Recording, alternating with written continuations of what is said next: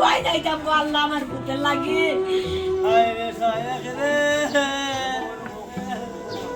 ও আল্লাহ আমার কিচ্ছু নাই, আমার দুই পুতই সম্পদ রে আল্লাহ। উত্তাল ভূমধ্যসাগরের অনিশ্চিত পথে ভাগ্য বদলাতে নিজেদের জীবন বাজি রাখেন বহু অভিবাসী।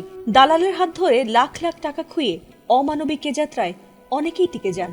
তবে সেসব জায়গায় পৌঁছে প্রতারকদের খপ্পরে পড়ে নিজেদের প্রাণ হারান অনেকেই, আবার অনেকে সেখানে পৌঁছতেই পারেন না।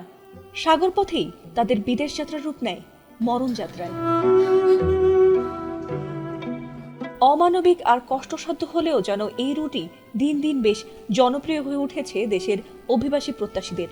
লিবিয়া থেকে সাগরপথে গ্রিস, ইতালি যাওয়ার সময় খাবার ও খাওয়ার পানির সংকটে মারা যান বহু মানুষ। আর সম্প্রতি এমন ঘটনা আবারও ঘটেছে। সাগরপথে রাবার বোট দিয়ে গ্রিসে যেতে ভয়াবহ মানবিক বিপর্যয়ে অন্তত 22 জন অভিবাসীর করুণ মৃত্যু হয়েছে, আর যাদের মধ্যে 18 জনই বাংলাদেশি বলে বিভিন্ন গণমাধ্যমে উল্লেখ রয়েছে। আর তার মধ্যে সুনামগঞ্জেরই 3 উপজেলার 10 জন রয়েছে বলে জানা গেছে।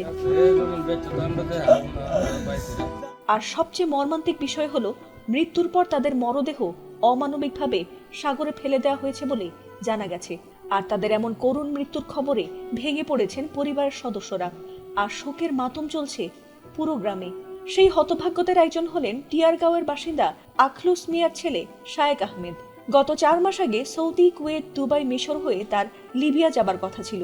গত 20 তারিখ শেষবারের মতো পরিবারের সাথে তার আলাপ হয়েছিল। এমনকি গেমের জন্য 7.5 লাখ টাকাও দেয়া হয়েছিল। কিন্তু এরপর শোনা গেছে যে শায়েক গেমে গিয়ে মারা গেছে। রাবারের বোটে করে লিবিয়া থেকে সাগর পথে গ্রিসে নেওয়াকেই স্থানীয় লোকজন গেম বলে থাকেন। আর সেই গেমেই শায়েক সহ অনেকেই মারা গেছেন। আর সেটি কাঁদতে কাঁদতে জানাচ্ছেন তার স্বজনরা।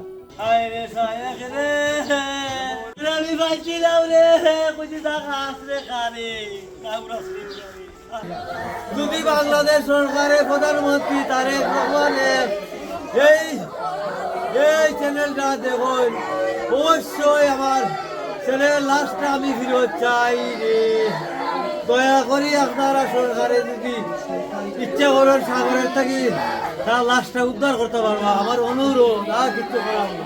এছাড়াও এলাকাবাসীর আরো কয়েকজন জানান যে প্রত্যেকেরই পরিবার তাদের 12 লাখ টাকায় গ্রিসে যাওয়ার জন্য দালালের সঙ্গে চুক্তি করেছিলেন। গত মাসে তারা বাড়ি থেকে রওনাও দেন। লিবিয়া যাবার পর অর্ধেক টাকা পরিশোধ করা হয়। গত কয়েকদিন ধরে তাদের কোনো খোঁজ ছিল না। এখন জানা গেছে যে তারা সেখানে খাবার ও পানির সংকটে অসুস্থ হয়ে পড়েন। এক পর্যায়ে অনেকেই মারা যান। পরে তাদের মরদেহ সাগরে ফেলে দেওয়া হয়েছে বলে জানার পর থেকে শোকের মাতম চলছে সুনামগঞ্জের এসব এলাকা জুড়ে। আল্লাহ আমি ভয় যাইতাম গো আল্লাহ আমার বুকের লাগি। আমার নেও গো কত কাপড় আমার বুকের মজু দেহ রে আল্লাহ। ও আল্লাহ, ও আল্লাহ আমার কিচ্ছু নাই, আমার দুই পুতই সম্পদ রে আল্লাহ। ফাতিমা সুলতানা, এটিএন বাংলা।